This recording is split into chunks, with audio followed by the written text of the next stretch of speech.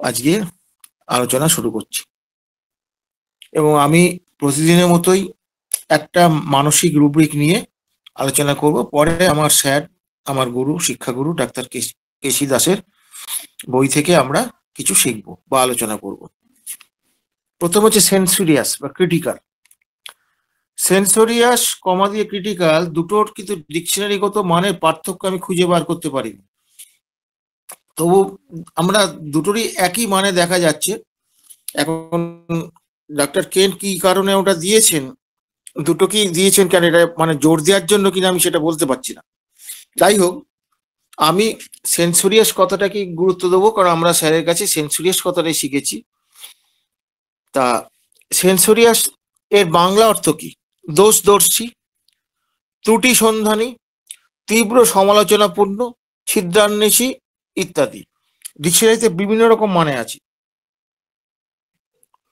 এখন ক্রিটিক্যাল কথার সঙ্গে কিন্তু সমালোচনার একটু যুক্ত আছে। ক্রিটিক্যাল কথার সঙ্গে একটা পার্থক্য আছে সেন্সুরিয়াসের ক্ষেত্রে। ক্রিটিক্যালের ক্ষেত্রটা হচ্ছে কি, সমালোচনা করার তার একটা প্রবণতা আছে। ছিদ্রান্বেষী, আচ্ছা একটু করে আসি। আমাদের এক বন্ধু ছিল, তা সেই বন্ধু, আমরা তখন অল্প বয়স, তখন তখন তো গ্রামে ওই ক্যাটারিং সিস্টেম ছিল না। আমাদের এই পাড়ায় কারো বিয়ে হলে বা অনুষ্ঠান হলে পরে আমাদের এই গ্রুপটাকে বলতে হয়, তোরা একটু পরিবেশন করে দিবি, তো তোরা একটু দেখে শুনে দিবি। তো আমরা সেটা খুব আনন্দের সঙ্গেই করতাম। সেই গ্রুপে সে ছিল। তার একটা স্বভাব ছিল কি, ওই বিভিন্ন বাড়িতে রান্নার ত্রুটি বার করতো, বার করে সেই খাবারটা কম খেত বা সমালোচনা করতো। এমনও বলতো, মাংসটা ঝাল বেশি দিয়ে দিয়েছে, হ্যাঁ, যাতে লোকে না খেতে পারে, কম যাতে খরচা হয়। এই ধরনের ক্রিটিক্যাল, মানে এই ধরনের সে সমালোচনা করে সে করতো। তার এটা স্বভাব। তা আমরা অনেক সময় দেখতাম যে ঠিকই হয়তো বলেছে, কিন্তু আমাদের রান্না তো আমরা জানি প্রতিদিন সমান হয় না, এটা সমালোচনা করার কি আছে, আমরা এটা নিয়ে ভাবতাম না। সে কিন্তু এটা করতো এবং পাঁচকান করতো, এবং সেইটা করার জন্য অনেকেই তাকে অপছন্দ করতো এবং আমাদের দলকে বললে পরে বলতো যে এই ওকে আনিস না, তো ও বড় আজে বাজে মন্তব্য করে, এরকম আমাদের তারা বলতো। আমরা না, আমাদের বন্ধু তো, একসঙ্গে আমরা খেলাধুলা করি, ইয়ে করি, ওকে বাদ দেবো কি করে? যাই হোক, আমরা নিয়ে যেতাম। তো এইরকম ঘটনা হতে হতে এইটা হচ্ছে স্বভাব। একবার কি হয়েছে, একজন আর কি কলকাতা থেকে খুব নাম করা পাচক নিয়ে গেছেন। অসাধারণ, আর প্রতিটি আইটেম মানে এত অসাধারণ হচ্ছে, সবাই খেতে বসে ধন্য ধন্য করছে একদম। মানে এরকম রান্না খুব কম পাওয়া যায়, এত সুস্বাদু, অথচ মানে তেল মশলা কম, ইত্যাদি ইত্যাদি। এইবার আমরা তো ইয়ে করেছি, ও দেখছি চেটে পুটে খাচ্ছে, কোনো খাবারটাকে আর ইয়ে করে নাই, বাদ দেয় নাই। আগে তো বলে না এটা ভালো না, আর নিত না, করে না। আমরা কি রে, তুই তো সব তোরা খেয়ে নিলি। তো বলছে সব তো ঠিক আছে, মাংসটা যদি নুন একটু কম হতো তাহলে কি আর খাওয়া যেত? তখন আমি এক থাপ্পড় মেরেছিলাম তার গালে। সমালোচনা করার জন্য সমালোচনা করবি? আর অন্য বন্ধুরা ওকে গালাগালি দিয়েছিল। তারপর থেকে বলে এবার তোকে আর নিয়ে যাবো না, ধরে পেটাবো। তারপর থেকে তার সমালোচনা করা বন্ধ হয়ে যায়। তাহলে ব্যাপারটা হচ্ছে কি, এই যে সেন্সোরিয়াস বা ছিদ্রান্বেষী, এটা কিন্তু আপনি এই ইয়েগুলো কোথায় পাবেন? আপনি যদি প্র্যাকটিক্যাল যদি আপনি দেখতে চান, তাহলে দেখবেন শাশুড়ি এবং স্ত্রীর মধ্যে হচ্ছে। এবার কে ছিদ্র অন্বেষণ করে সেটা অন্য কথা, যে কেউ একজন করে। অনেক সময় দেখা যায় যে তার মানে ভাই বোনের মধ্যে এই ছিদ্রান্বেষণ আছে। ভাই তার বোনের দোষ ধরে বেড়াচ্ছে, বোন তার দোষ ধরে বেড়াচ্ছে। এটা তার একটা প্রবণতা, এটা ওয়ান কাইন্ড অফ টেন্ডেন্সি, এরকম একটা ব্যাপার থাকে। তো এটাকে কি বলছে, এটা এমনি ডেফিনেশনটা হচ্ছে কি, না সে এটা করতে সে অভ্যস্ত। দ্য পার্সন ইজ ইনক্লাইন্ড, ব্র্যাকেটে habituated, to find and point the wrong fault in everything and everyone. সবকিছুতে সে ভুল ধরে, সবকিছুতে ইয়ে করে। তো এই যে ব্যাপার, তার যে ভুল ধরার যে প্রবণতা, এইগুলো কিন্তু আপনাদের বন্ধুদের মধ্যে পাবেন। আমি পরিবারের গল্প বললাম, পরিবারের মধ্যেও পাবেন। এখন প্রশ্ন যেটা হচ্ছে যে শিক্ষকরাও তো আমাদের ভুল ধরেন, ভুল ধরে চট থাপড় আগে তো মারতেন, এখন মারতে সাহস পান না। আমার সময় মারতেন, বেতের বাড়ি মারতেন, অনেক কিছু করতেন, আমরা কিছু মনেই করতাম না। হ্যাঁ, তা ব্যাপার হচ্ছে যে তারা এটা করতেন, তার সেই যে ভুল ধরে যেটা করতেন, তার সেই ভুল ধরে যেটা ভুল ধরতে সেটা কি সেন্সরিয়াস? অনেক মাস্টারের সম্পর্কে আমরা জানি, আমরা বলি ওরে বাবা রে ওই স্যার, বাবা রে ওর কাছে নাম্বার পাওয়া মুশকিল, এত নাম্বার কেটে কুটে একদম মানে সর্বনাশ করে দেবে একদম, বাবা রে ওনার মনের মতো লেখা খুব মুশকিল, একটু বেশি ভুল ধরে নাম্বার কম দেয়। বা আমরা অনেকে বলি উনি কি শক্ত, বাবা রে ওর কাছে নাম্বার পাওয়া খুব মুশকিল। এই অভিজ্ঞতাগুলো কিন্তু আমাদের আছে। তার মানে কি তিনি সেন্সরিয়াস? না, এখানে উদ্দেশ্যটা দেখতে হবে। উদ্দেশ্য বলতে কি, তার উদ্দেশ্যটা কি? ছাত্ররা যাতে আরো পারফেক্ট লিখতে পারে, আরো উন্নতি করে, সেই জন্য সে কিন্তু এইটা করে, এই জন্য সে সেটা করে। এখানে ব্যাপারটা অন্য। এই যে সেন্সরিয়াস, এইখানে যে ব্যাপারটা যেটা আছে সেটা হচ্ছে কি, তুমি যেটা করেছো বা তুমি যেটা ভেবেছো বা তুমি যেটা বলতে চাইছো, এইটাকে সে কিন্তু অ্যাপ্রুভ করবে না। না না, এটা ঠিক করোনি তুমি, এটা এইভাবে করলে ভালো হতো, সেটা সমালোচনা করবে। হ্যাঁ, তারপরে ব্যাপারটা কি হচ্ছে, এবং ব্যাপার হচ্ছে তার সমালোচনা করবে, তারপর কি বলবে, না এটা করলে এই ভুল হয়ে যাবে, ওটা করলে ওই ক্ষতি হয়ে যাবে, অমুক হবে তমুক হবে। হ্যাঁ, অনেক সময় খিস্তি দেয়, খিস্তি দিয়েও সে বলে এই এই করেছিস তুই, হ্যাঁ তোর কোনো কাণ্ড জ্ঞান নেই, বলে খিস্তি মিস্তি দিল। এই যে খিস্তি দিল, তখন খিস্তি দিলে আমরা ভাবি অ্যাবিউসিভ। না, অ্যাবিউসিভ ব্যাপার তারা হচ্ছে খিস্তি দেওয়ার প্রবণতা আছে, তার কথায় কথায় খিস্তি দিতে প্রবণতা আজকাল ছেলেদের মধ্যে দেখতে পাবে না। দু তিনটে ভাষা, ট্রেনে বাসে যেখানে সেখানে লোকজন মানামানি নেই, তারা বলেই যাচ্ছে, দ্যাট ইজ অ্যাবিউসিভ। এবং সেটা তার সঙ্গে কি হচ্ছে, তাদের একটা অভ্যস্ত হয়ে গেছে, তারা বোঝেই না যে ইয়ে করছে। এটা একটা খুব অদ্ভুত ব্যাপার। এবং অনেকে রেগে গিয়ে জিনিসপত্র ভ্যাস এরকম করলি, এবং তাকে ইনসাল্ট করার জন্য কিন্তু এই ভুলগুলো ধরে। দেখবেন এই ঘটনাগুলো পরিবারের মধ্যে মানে বউ আর শাশুড়ির মধ্যে বা ননদের মধ্যে এগুলো লেগেই থাকে। দেখবেন বহু ফ্যামিলিতে আছে, আপনি এগুলো পাবেন। এই কথাগুলো কেন বলছি, হ্যানিম্যানের 5 নম্বর অ্যাফোরিজম যেটা, আচ্ছা আপনার সবাই শুনতে পাচ্ছেন তো? হ্যালো, হ্যাঁ, শোনা যাচ্ছে। হ্যাঁ স্যার, পাচ্ছি স্যার, পাচ্ছি স্যার। হ্যাঁ, 5 নম্বর অ্যাফোরিজমটা মাঝে মাঝে একবার করে চোখ বোলাবেন। 5 নম্বর অ্যাফোরিজম হচ্ছে হ্যানিম্যান কেস্টিং এর ক্রিমটা দিয়ে দিয়েছে। অত ক্রিম তো আমাদের হজম হবে না, ওই জন্য বারে বারে একটু একটু করে খেলে পরে আমরা বুঝতে পারবো। সেখানে তিনি কিন্তু এই পারিবারিক রিলেশন গুলোর কথা তিনি বলেছেন। হ্যাঁ, এখানে তাহলে ব্যাপার হচ্ছে কি, এই যে পারিবারিক রিলেশন গুলো যখন আপনি এখান থেকে পাবেন, তখন আপনাকে কি করতে হবে, আপনাকে সেখানে বলতে হবে, রুল আউট করতে হবে যে দেখো বাবা, তোমরা যদি এইগুলো করো বা এইভাবে করো, আমি তোমার চিকিৎসা করবো না। আপনি চিকিৎসা হাতে নেবেন না যদি তারা রাজি না হয়, আপনি সারাতে পারবেন না, শুধু শুধু বদনাম হবে। আপনার সার্বিক চেষ্টা, আপনার পরিশ্রম সবকিছু মিথ্যে হয়ে যাবে তাদের কাছে। কিন্তু এই জায়গাটা খুব কড়া হাতে তাকে ইয়ে করতে হবে, নির্দেশ দিতে হবে। মানে ডাক্তারের উদ্দেশ্য তার ভালো করা, এবং সেই ভালো করার উদ্দেশ্যে গেলে অর্ডার ইন মেন্টালিটি থাকতে হবে। সে কিন্তু অর্ডার পালন করবে না, অর্ডার দেবে সে। এটা তার যদি মেন্টালিটি না থাকে, সে কিন্তু ডাক্তারি করতে পারবে না, কন্ট্রোলই করতে পারবে না পেশেন্ট। তাহলে দেখা যাচ্ছে কি, এই যে তার সমালোচনামূলক এই জায়গাটা তার আছে। এইবার হচ্ছে কি, এই যারা সিদ্ধান্বেষী, তাদের কিন্তু মূল উদ্দেশ্য তোমাকে ছোট করা, তোমাকে অপমান করা। এবং কিসের জন্য সে করছে, অপমান করবে, তর্ক করবে, যেটাকে এঁড়ে তর্ক বলে। এঁড়ে তর্ক মানে আবল তাবল তর্ক এরকম করে। তো ব্যাপার হচ্ছে যে এই যে তারা করে, এইখানে পেছনে তার কি করে, তার ইগো থাকে। সেই ব্যক্তির ইগোর জন্য সে এরকম কাণ্ডটা করে, এবং সেটা তার কথার মধ্যে দিয়ে বোঝা যাবে। সে তাকে ছোট করছে বা ইয়ে করছে, বা তাকে অপমান করার চেষ্টা করছে, বিভিন্ন রকম ভাবে তাকে অপদস্থ করার চেষ্টা করছে। এটা তার উদ্দেশ্য। এটা কিন্তু সে যে সবসময় ইচ্ছে করে করে, তার এত অটোমেটিক হয়ে যায়, তার এগুলো এরও এমন ভাবে হ্যাবিচুয়েটেড হয়ে যায়, সে করেই ফেলে। এমন কি, আমরা এই দেখবেন আমাদের মধ্যে একটু ছোটখাটো একটু ব্যাপার দেখবেন, যেমন ক্রিকেট খেলতে গেছে বা ফুটবল খেলতে গেছে, অনেক ইয়ে দেখবেন বন্ধুদের মধ্যে, আরে বাবা, আরে এইটা গোল করতে পারে না, আমি হলে গোল করে দিতাম। এটা সে মজা করে বলছে, কিন্তু সে বারবার যদি তার ওই রকম একটা বড় প্লেয়ার, তার যদি সে বারবার এরকম ভুল ধরবার চেষ্টা করে এবং সমালোচনা করে, আপনাদের শুনতে দেবে না, তার সমালোচনার সে বলে যাবে। আপনি যদি কোনো প্রতিবাদ করেন বা যদি বলে তুই এইভাবে বলছিস কেন, দেখ না খেলাটা দেখ না, এইভাবে এইসব খেলা দেখা যায় না, অমুক তমুক, পালাবেও না সে। এই যে তার এই যে ছিদ্রান্বেষ করা, ভুল ধরা, এই যে বাতিক, এই বাতিক কিন্তু তাদের যায় না। এটা শুধু খেলোয়াড় বলে না, অনেকে তার সিনিয়রদের ভুল ধরে, অনেক মাস্টারদের ভুল ধরে। হ্যাঁ, মাস্টাররা ভুল করে থাকলে নিশ্চয়ই ভুল ধরবে, সেটা যুক্তিসঙ্গতভাবে, সেখানে সম্মানজনকভাবে তার ভুল ধরবেন। সেটা সাধ্যত, স্যার যদি কিছু মনে না করেন আমি ক্ষমা করবেন, আমি আপনার ছাত্র, আমার একটা এখানে মনে হচ্ছে যে স্যার এটা এই হলে মনে হয় ভালো হয়, আপনি একটু ভেবে চিন্তে বলুন। এই যে তার বলার মধ্যে বিনয় ভাবটা এটা থাকবে, এইটা হচ্ছে ঠিক আছে। কিন্তু তাকে স্যারকে যদি সে জোর জবরদস্তি করে অপদস্থ করে তাকে তাদের ঔদ্ধত্য ভাবে যদি সেই সব কথা বলে, তখন সেটা তার উদ্দেশ্যটা কি? এটা শুধু স্যার কি করে তা না, তার বাবাকে করে, তার মাকেও করে, পাড়া প্রতিবেশী এইরকম লোকেদের সঙ্গে দেখবেন লোকে কিন্তু এড়িয়ে চলে। দে আর সাইকোটিক ইন নেচার।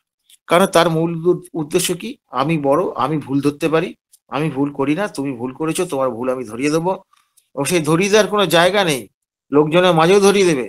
যদি তার ভালোবাসা থাকতো তাহলে সে বলতে থাকলে, বাবা এটা তুই এরকম করলি তো, এটা থেকে এরকম হতে পারে, তুই একটু ভেবে দেখিস। এইটা হচ্ছে গঠনমূলক ভুল ধরা। আর এখানে গঠনমূলক ব্যাপারটা নয়, সে যাই করুক, এমনকি সে যদি বলে, তাকে যদি বলে তুই এইটা আমি এইভাবে বলে এইভাবে কর, ওইভাবে সে করলো, করার পর বললি তোকে আমি এইভাবে তো সব বলেছি, তুই এই জায়গাটা তুই এরকম করলি কেন, আমি বলিনি বলে তুই ভুল করবি? ভুল তার ধরবেই। তো এইসব মানুষ কিন্তু আপনি পাবেন, বিশেষ করে আপনি বেশি পাবেন আপনি শ্বশুর শাশুড়ি বা সরি শাশুড়ি আর বউ বা ননদ বৌমা, এই রিলেশন গুলো যখন দেখবেন, কে কে বাড়িতে আছে আপনার তো জিজ্ঞেস করা উচিত পেশেন্ট যখন দেখবেন। কারণ ব্যাপার হচ্ছে কি, এইগুলো তো মানে এক্সাইটিং কজ বা মেনটেনিং কজের উৎস তো। আপনি যত সিমটমই পান না কেন, আপনি যদি মেনটেনিং কজ বা যদি আপনি এক্সাইটিং কজটা না বার করতে পারেন, তাহলে আপনার কিন্তু চিকিৎসা করা খুব কঠিন। সিমটম জুড়ে দিলাম, ওষুধ এসে গেল, কম্পিউটারে ফেলে দিলাম, এই একটি জায়গায় কম্পিউটার ফেল করবে। কারণ ব্যাপার হচ্ছে কি, আর্টটা কিন্তু কম্পিউটারের পক্ষে সম্ভব নয়, কোনোদিনই সম্ভব নয়। কম্পিউটারাইজ যে হোমিওপ্যাথি যে একটা বলা হচ্ছে অঙ্কের নাম করে, এগুলো জড়বিজ্ঞানের হিসেব। জড়বিজ্ঞানে কি করা হয়? জড়বিজ্ঞানে অঙ্কের হিসেবে সবকিছু হয়, এখানে তা হবে না। কই পাবলো পিকাসো তৈরি করে দিক একটা কম্পিউটার, লিওনার্দো দা ভিঞ্চি তৈরি করে দিক, হ্যাঁ, বা আমাদের দেশের আমাদের দেশের যে বড় বড় শিল্পী যারা আছে তাদের তৈরি করে দিক না করে, একটা সঙ্গীত শিল্পী তৈরি করে দিক না করে, একজন সাহিত্যিক তৈরি করে দিক না, কত ক্ষমতা তাদের, সম্ভব নয়। আমরা যন্ত্রকে যতই প্রাধান্য দেই না কেন, আর্টের জায়গাটা কিন্তু বড় মজার জায়গা। Art always সৃষ্টিমূলক। আর্ট কখনো কারো পা চাটে না। যারা আর্টিস্ট তারা কিন্তু সবসময় সৃষ্টির নেশায় মশগুল থাকে, এবং প্রত্যেক হোমিওপ্যাথ কিন্তু একজন আর্টিস্ট। যতদিন না আপনি আর্টিস্ট হতে পারবেন, ততক্ষণ সিমটম গুলোকে প্রপারলি কাজে লাগাতে পারবেন না। এবং যত প্রপারলি কাজে লাগাবেন, দেখবেন এক একটা ওষুধ কত কাজ করে। এইবার পরবর্তী ক্ষেত্র হচ্ছে অপেক্ষা করা, সময় সুযোগ বুঝে ওষুধ দেয়া বা ওষুধ না দেয়া। ওষুধ দেওয়ার থেকে ওষুধ না দেওয়াটা তো আরো ভয়ঙ্কর কঠিন। এবং এই আমরা আর্লি রিপিটেশন করে বহু পেশেন্টের সর্বনাশ করে দিয়েছি। আমি একসময় করেছি, আমি অন্তরকে করেছি, স্বীকার করছি। হ্যাঁ, আমরা এরকম আমরা ভুলগুলো করেছি। তবে এই ব্যাপারটা আমি স্বীকার করছি, আমার গুরু ডাক্তার তপন কাঞ্জিলাল, ওনার বকা খেয়ে আর গালাগালি খেয়ে আমি সোজা হয়ে গেছি। গালাগালি মানে কি সেটা মুখে বলা যাবে না, যাচ্ছে তাই ভাষায় গালাগালি। ব্যাপার হচ্ছে যে উনি একটা ভদ্র ভাষায় যেটা বলছে, তো হাত চুলকাচ্ছে, রুগীর প্রতি প্রেম জেগেছে, এগুলো খুব ভদ্র ভাষা বললাম আর কি। তা এই মানুষটা যদি না থাকতো, তাহলে আজকে আমাকে চুরি করে খেতে হতো, আর নাহলে নিজের ঢাক পিটিয়ে খেতে হতো। আজকাল ঢাক পিটিয়ে খায় না, আমি শ্রেষ্ঠ, হকারি করা যাকে বলে আর কি। আমি শ্রেষ্ঠ, আমি এই সারালাম, ওই সারালাম, রোগ সারালাম, সব রোগের গল্প। অ্যানিম্যাল তো সিক টু হেলথ বলেছেন, শিখটা কোথায় তোমার? শিখ তো নাই, ওটা বাদ দিয়ে দিচ্ছে, যে যার চরিত্র পাল্টে দিচ্ছে। হোমিওপ্যাথি ধর্ম অনুযায়ী আমরা রোগ তো নয়, আমরা ডিজিজ বলবো, এই সিক বলবো। তাহলে ডিজিজটা কি, ডিজিজ কি সারবে না? নিশ্চয়ই সারবে। সিকনেস এর প্রোডাক্ট হচ্ছে আমার, সিকের প্রোডাক্ট হচ্ছে ডিজিজ, সিকটা সারতে হবে। এবার ব্যাপার হচ্ছে এই যে যেমন ধরুন এখানে একটা কন্ট্রোভার্সি আছে, ধরুন একটা টিউমার হয়েছে, টিউমারটা সারলো না, কিন্তু সিকনেস সারবে, এরকম তো হতে পারে। টিউমার সারতেই হবে এমন তো কোনো কথা নেই, টিউমারটা আউট অফ অর্ডার চলে গেছে, সারবার বা রিভার্সিবল প্যাথোলজি নেই, সারলো না, হতে পারে সেটা, কিন্তু রোগী সারবে। ওই জন্য কথাটা হচ্ছে কি, এই যে আমরা টিউমার সারালাম এইটা আমাদের মূল বিষয় নয়। আমরা আসলে ব্যাপার হচ্ছে প্রমাণ করতে চাইছি, দেখো হোমিওপ্যাথি এই করতে পারে, ওই করতে পারে। অন্য কোনো প্যাথি দেখেছেন আপনি? যারা আমাদের ডমিন্যান্ট প্যাথি অ্যালোপ্যাথি তারা এরকম ভাবে লেখে? শুধু নিজের ঢাক পেটাবো, ঢাক পিটিতে হবে না, শিখতে হবে, বুঝতে হবে, এবং যদি আপনার এই সিকনেসটা বোঝেন তাহলে আপনি ধরতে পারবেন সিকনেসটা কোথায়। তার প্র্যাকটিক্যাল জীবনে হতে পারে, বর্তমান জীবনে সেখান থেকে তার আসতে পারে, অতীত জীবন থেকে আসতে পারে, বংশ পরম্পরা থেকে আসতে পারে। কোথা থেকে এসছে এইটা রেকর্ডিংটা করে আপনি যদি না করেন আপনি তো কোনোদিন ধরতে পারবেন না। আর যেদিন ধরতে পারবেন সেদিন মজা হবে, অসাধারণ মজা হবে। তার ফলে এইগুলো তো বলে লাভ। এই যে রিসেন্ট রিসেন্ট আমি একটা ইয়ে করেছি, রিসেন্ট একটা কেস করেছি। একটা বাচ্চা, কত হবে বাচ্চা, ওই 35-37 দিন হবে বাচ্চা।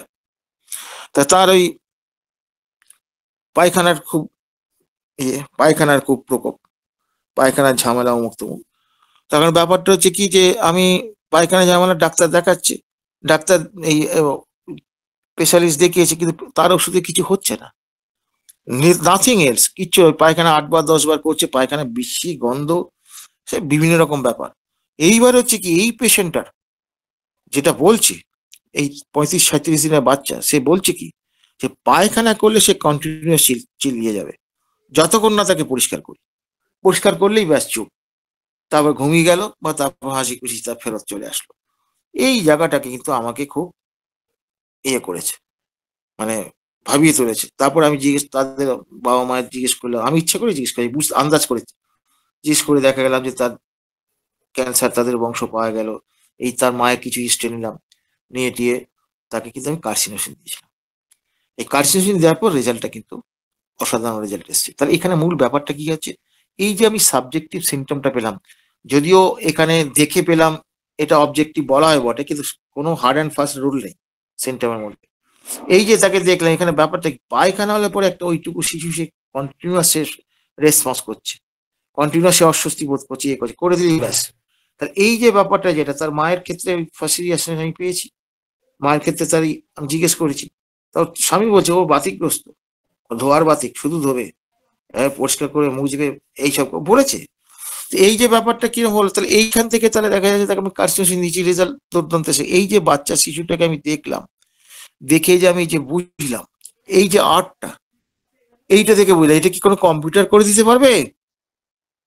এবার আরেকটা মজার ব্যাপার, এই যে আমি দেখে বুঝলাম কোনো কথা ছাড়া, এই ধরনের সিমটম গুলোর কিন্তু র্যাঙ্ক কিন্তু অনেক হাই, অনেক হাই। ফলে আমাদের এই যে সিমটম কালেকশন যেটা, it is very very tough, এইটা কখনোই মেকানিক্যাল ভাবে হয় না। ফলে আপনি যদি মেকানিক্যাল ভাবে করেন তাহলে আপনি তো মুশকিলে পড়ে যাবেন, আর্টিস্টিক হতে হবে। আর আমি বলেছি না প্রত্যেক হোমিওপ্যাথ একজন আর্টিস্ট। অ্যাকচুয়ালি হোমিওপ্যাথের মূল্যই দিতে পারে না সাধারণ মানুষ, দিতে পারে না বা দেয় না, দিতে চায় না, দরকার বলে আদায় করে নিতে হবে, এটা নিয়ে কোনো সন্দেহ নেই, কিন্তু নিষ্ঠুর ভাবে না। এইটা আমাদের ভাবতে হবে। তাহলে আপাতত আমি এই সেন্সোরিয়াস নিয়ে আলোচনা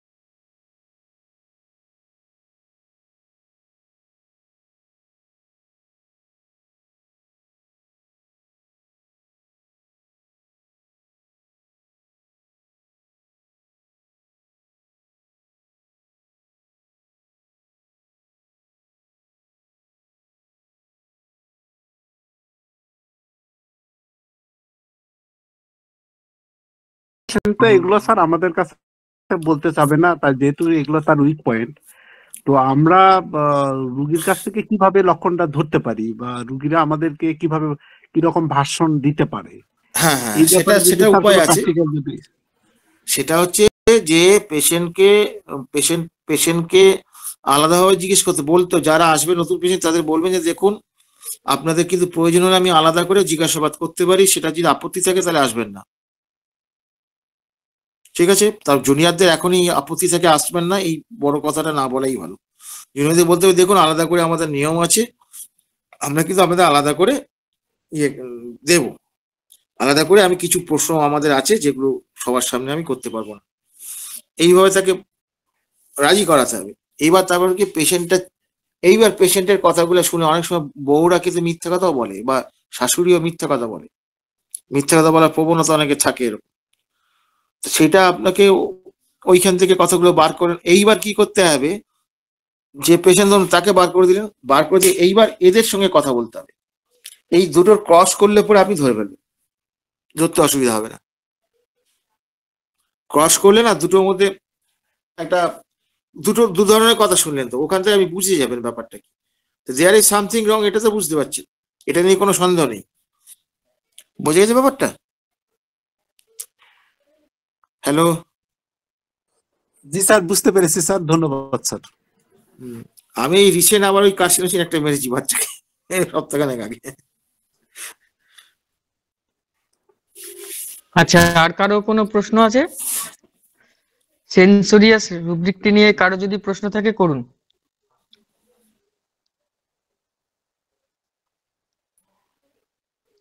শ্যামল ব্যানার্জি স্যার হ্যান্ড রাইজ করেছেন, বলুন স্যার।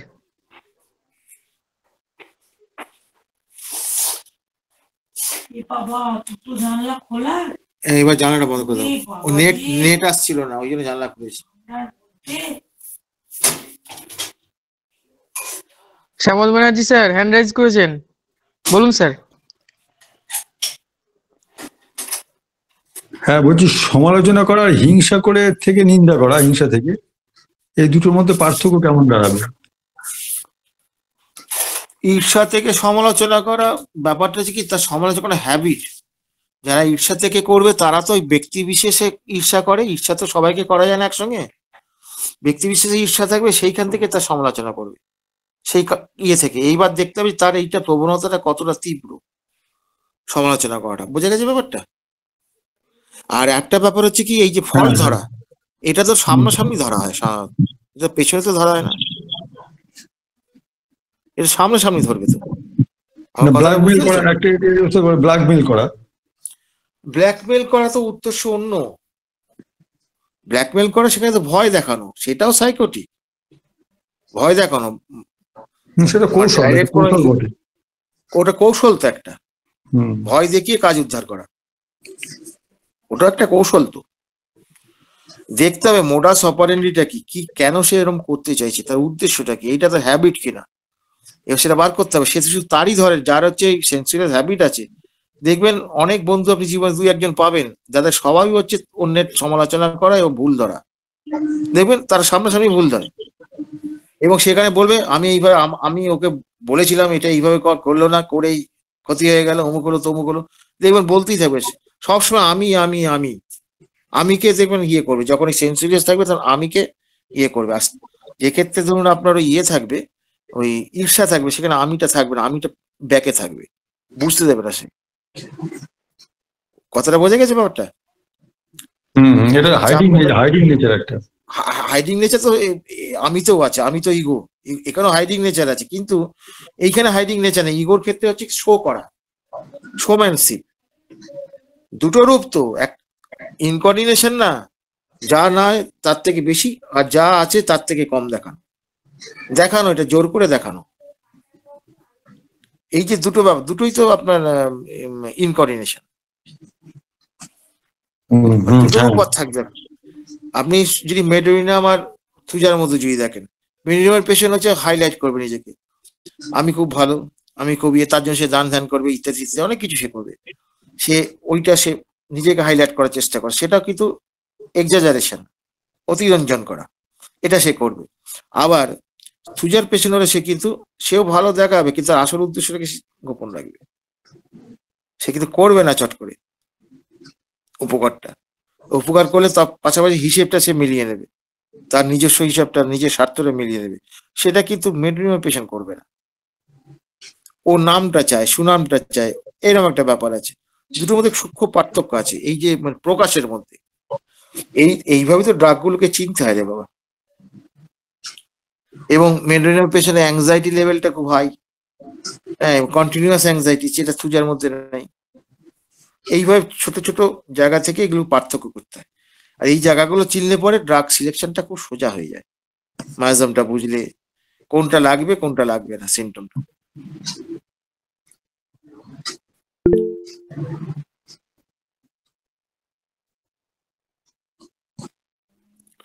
আচ্ছা,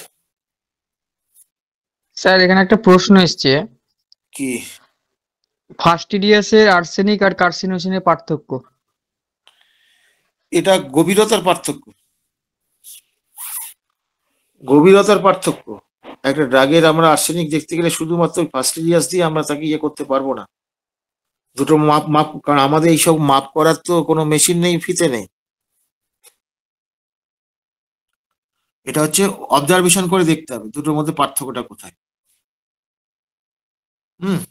দুটোতেই ফাস্টিডিয়াস পাওয়া যেতে পারে, পাওয়ার না পাওয়ার কোনো কারণ নেই। এইবার দেখতে হবে সেই ফাস্টিডিয়াসের গভীরতাটা কতটা, আদার সিমটমের সঙ্গে ট্যালি করে দেখতে হবে তার সাইকোটিক গভীরতাটা কতটা। আর সাইকোটিক গভীরতা আর্সেনিকের থেকে ওই কার্সিনোসিনের অনেক বেশি। এই মাপটা বুঝতে হবে, শুধু একটা সিমটম দিয়ে ফাইনাল করা যায় না।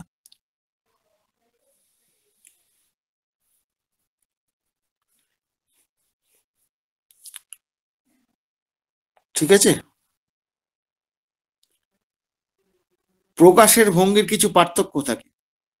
প্রকাশের ভঙ্গি ব্যাপার হচ্ছে এই যে আর্সেনিকের ক্ষেত্রে গুছিয়ে টুচিয়ে রাখবে ছবি বা ইয়ে টিয়ে এগুলো সব একদম টিপটাপ অর্ডারে রাখবে, ইয়ে করবে। তার মেজাজটা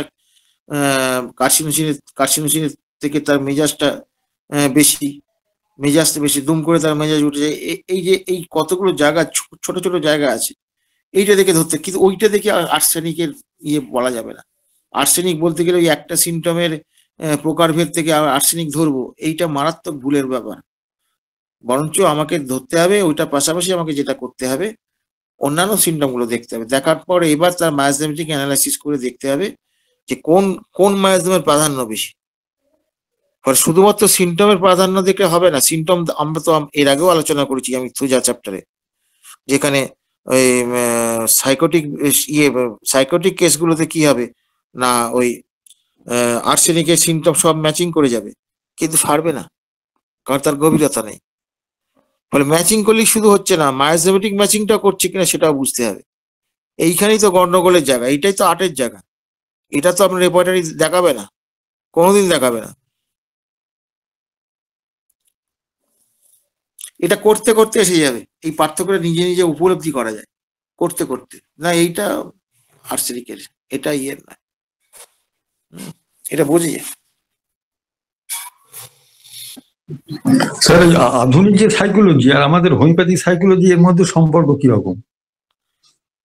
সম্পর্ক যদি কোনোটা মিলে যায় তাহলে ভালো, অসুবিধা কিছু নেই, না মিললে কোনো আপত্তি নেই।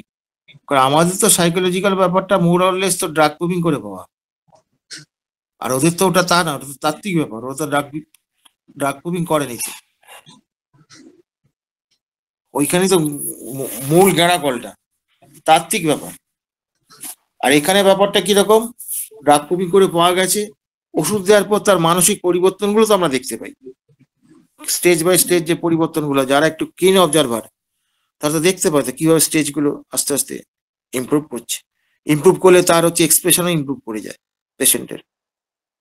পেশেন্টের এক্সপ্রেশনও ইমপ্রুভ করে যায়, আমরা এটা দেখতে পাচ্ছি। যেমন ধরুন রাগের ব্যাপারে, একটা আগে যে রাগটা কেমন ছিল না, ওই একদিন কোনো ঝামেলার পরে আমার 15 দিন 20 দিন মনের মধ্যে ঘুরঘুর করতো। ওষুধ দেওয়া হলো, ওষুধ দেওয়ার পর ধীরে ধীরে ওই থাকাটা, ওই এতদিন ধরে থাকাটা কমে গেল। কমে গিয়ে তারপর দেখা গেল যে একটা সময় গিয়ে ওটা চলে গেল। তারপরে রাগের ব্যাপারটা হচ্ছে ক্ষণিক রাগ চলে আসলো, ক্ষণিক রাগ চলে আসলো। এই ক্ষণিক রাগের মধ্যে আবার ইন্টেন্সিটি থেকে বুঝতে হবে সোরা স্টেজ না সিপিলিটিক স্টেজ, এইটা বুঝতে হবে। এটা তারপর দেখা গেল একটা জায়গায় স্ট্যান্ড স্টিল হয়ে গেল, এটা মোটামুটি শরিক স্টেট, মানে এরকম রাত থাকতে পারে, অসুবিধা কিছু নেই। মানে খতরনাক কিছু নয় বা কষ্টদায়ক মারাত্মক কিছু নয়, ওইটা তার নর্মাল কোয়ালিটিতে চলে আসলো।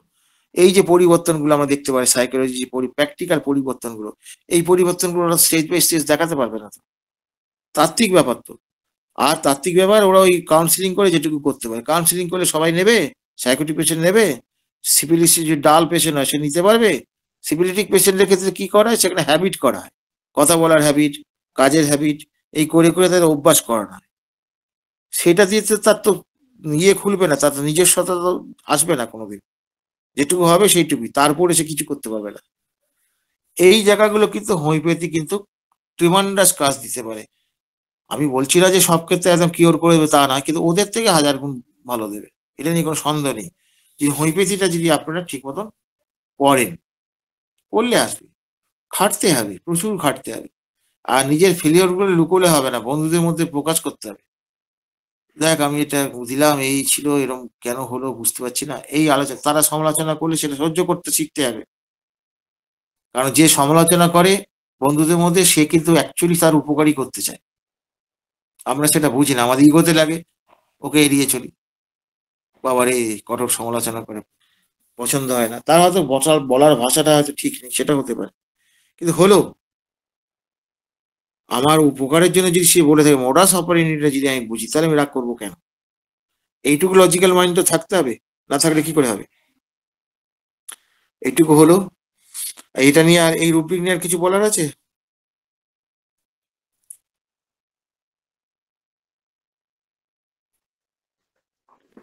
না স্যার, এবার পরবর্তীতে দেখানো যাক স্যার।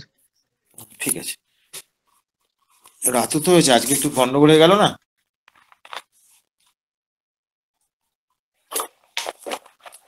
পরবর্তী বেশি যাব না আমি, রাত হয়ে গেছে তো, একটু হোক, মানে স্যারকে না ছুলে ভালো লাগে না।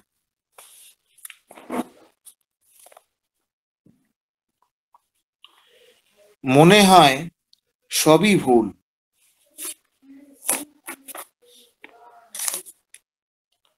মনে হয় সবই ভুল। শুনতে পেয়েছেন? হ্যালো? জি স্যার, শুনতে পেয়েছি। শুনতে পাচ্ছি স্যার। মনে হয় সবই ভুল।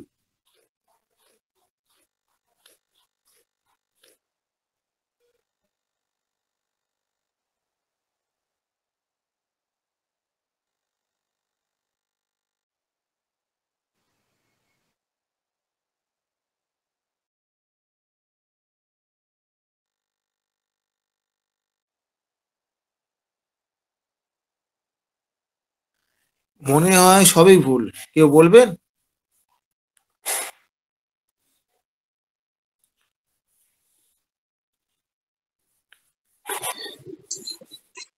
Sir, memory weakness. ভুল হলো কি? উইকনেসটা কি ভুল? না, মেমোরি দুর্বল। দুর্বল মানে আলাদা, ভুল তো। মনে হয় সব ভুল।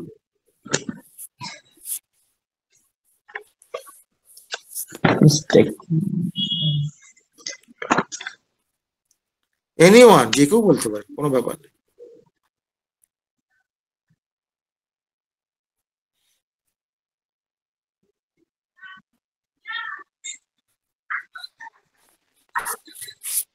বলুন, অনেকে আছেন।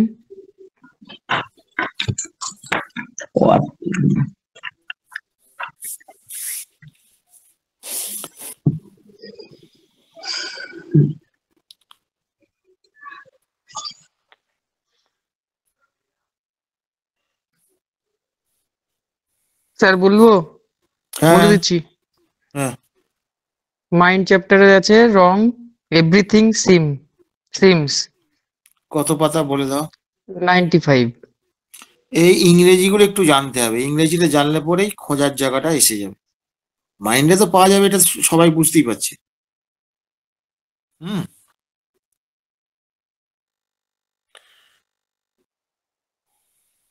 নিজের ছেলেকে ত্যাগ করে যেতে আজ আর কোনো দ্বিধা নেই। নিজের ছেলেকে ত্যাগ করে যেতে আজ আর তার কোনো দ্বিধা নেই। কি হবে?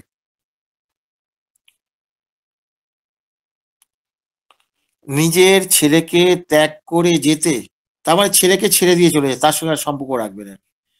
তার আজকে কোনো দ্বিধা নেই, কারণ আমরা তো সন্তানকে ছেড়ে যেতে বাবা মা তো কষ্ট পায়। তার নিজের সন্তান, তাকে আদর করে কাছে রাখতেই তো চায় সবাই। তবু কিন্তু সে সে আজকে তার ত্যাগ করে যেতে তার কোনো দ্বিধা নেই। তার মানে মনের মধ্যে কোনো দ্বন্দ্ব নেই, তার দ্বিধা দ্বন্দ্ব কিছু নেই। সে ত্যাগ করে সে চলে যাবে।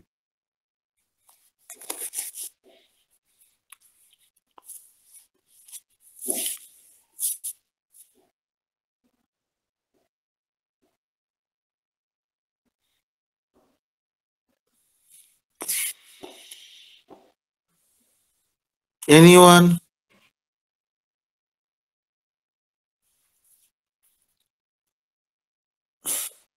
যে কেউ একজন?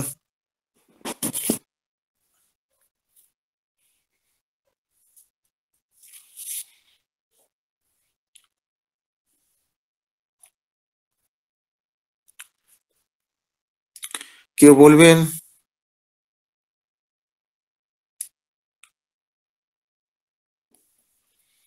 দীপেন, তুমি পারবে?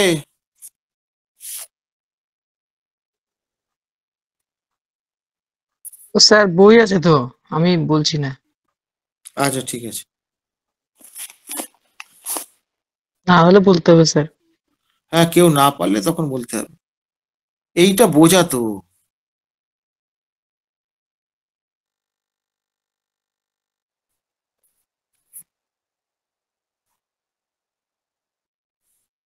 স্যার বলে দাও, কেউ তো আর বলছে না, আওয়াজ তো আসছে না কারোর কাছ থেকে। আচ্ছা, এটাও মাইন্ড চ্যাপ্টার দিয়ে আছে। এসকেপ, এসকেপ আছে। বলো, এটা escape from our family children. From her family, হ্যাঁ চিলড্রেন। পাতা বলে এটা দাও। 39 পেজে আছে। এসকেপ মানে আর কি? ওখানে ছেড়ে চলে যাবে। এসকেপ মানে হচ্ছে ছেড়ে চলে যাওয়া, মুক্তি পাওয়া, মুক্ত হয়ে যাওয়া। এসকেপ অর্থে এবার রক্ষা পেয়ে যাওয়া, অনেক অর্থই হয়। এখানে তাকে ছেড়ে চলে যাবে, এটা বোঝাচ্ছে। তারপর কি আর বলছে? ফরসেকেন, যেটা ফরসেক্স হিজ ওন চিলড্রেন, হুম, এটা 49 পেজে আছে। এখানে ফরসেকের মধ্যে, এখানে ওই ওই ফরসেক মানে ওই রকমই মানে, ওটা তাকে মন থেকে তাকে ছেড়ে চলে যেতে চাইছে বা ইয়ে করছে, মন থেকে সে চলে গেছে। হ্যাঁ। হুম। আর একটা আছে sir, estrange files from her own children, এটা 39 পেজে ফ্লাইস আছে। নয় বাবা, ফ্লিজ। ফ্লিজ মানে পালিয়ে যাওয়া। স্ট্রেঞ্জ ও আচ্ছা, মানে ফ্লাইজ আছে, হ্যাঁ ফ্লাইজ হ্যাঁ, ওটা আছে। স্ট্রেন মানে হচ্ছে বিচ্ছিন্ন। এই হুম। বিচ্ছিন্ন করে পালিয়ে যাওয়া, ব্যাপারটা তো একই। এটা কত পাতায় আছে বলে দাও? 39 স্যার, 39। হ্যাঁ, তাহলে 39-এ দুটো আছে আর 49-এ একটা আছে, তাই তো? হুম। আর একটা করে ছেড়ে দিচ্ছি, রাত হয়ে গেছে। সংসারকে ত্যাগ করে চলে যাচ্ছি, এটা কি হবে? ওটা তো ছেড়ে ত্যাগ করে চলে গেল। একটু বুদ্ধি থাকলে কিন্তু বলতে পারবে সবাই।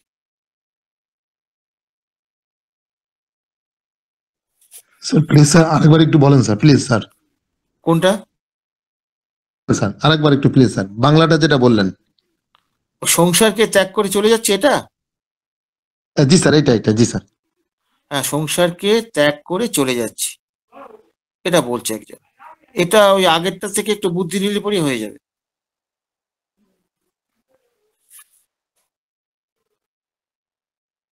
হ্যাঁ, কে একটা দিল, কে একজন দিয়েছে, আমি বুঝতে পারলাম না। এসকেপ ফ্যামিলি, আমার এই লেখাগুলো এখানে। ও, Sharafat Mandal, escape from family, এটা হবে। এসকেপ, হ্যাঁ এটা হবে তো। ফ্রম ফ্রম হার ফ্যামিলি পুরোটা বলতে হবে, একদম একদম মানে রেপার্টারি ভাষাটা বলতে হবে। কত পাতায় আছে বলতে হবে, এখানে পাতাটা তো ওখানে বলতে হবে তো। 39 হ্যাঁ, ঠিক আছে। ফ্যামিলি।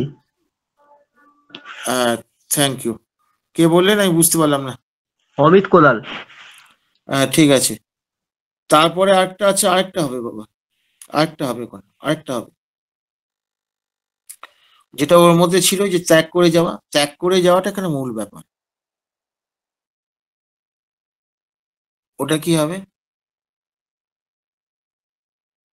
আগেরটা আলোচনা করেছি আমি। ওটা চিলড্রেন দিয়ে হয়েছে, এটা ফ্যামিলি দিয়ে হবে।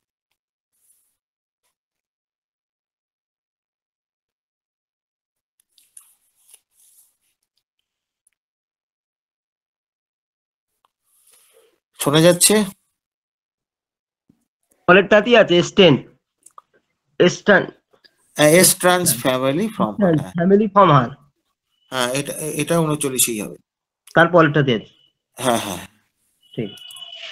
ব্যাস এটা হয়ে গেল। আজকে এই পর্যন্তই।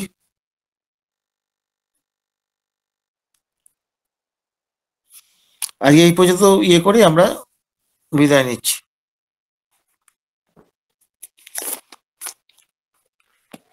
আচ্ছা স্যার, সকলকে শুভরাত্রি জানাই। শুভরাত্রি জানিয়ে আমি বিদায় নিলাম।